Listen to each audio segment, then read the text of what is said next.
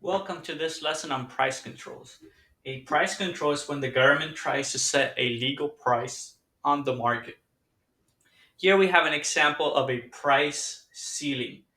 A price ceiling is a legal maximum price that an item can be sold for.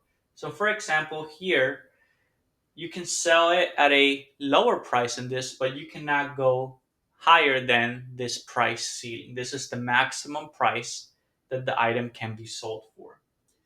This keeps prices artificially low because you can see that this price is less than the equilibrium level. So it keeps prices artificially low.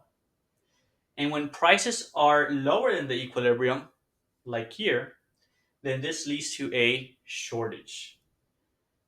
Now, normally the market would fix itself and prices would go back up to the equilibrium, but the market cannot return to an equilibrium right now because of the price ceiling, because the government is restricting that from happening. This leads to a permanent shortage unless the price ceiling is removed. Another thing that the government could impose is a price floor, as you can see here. The price floor is a minimum legal price that an item can be sold for. Now, you can see here that you can have a price higher than that, but you cannot have a price lower than the price floor. This is the lowest that you can sell this item for, the minimum price. Because of this, normally the price would be here at the equilibrium, but now the price has to stay up here because it cannot go lower than this. So this keeps prices artificially high.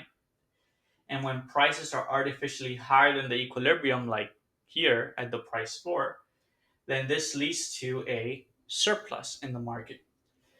And normally the market would lower prices until it reaches back to the equilibrium. But here it cannot do that. It cannot return to the equilibrium because of the price floor.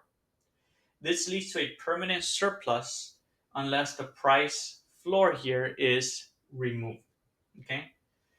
Since price controls are permanent, um, and can only be changed by the government, this prevents markets from reaching their equilibrium levels, which means when a price control is placed on a market, this makes market not efficient.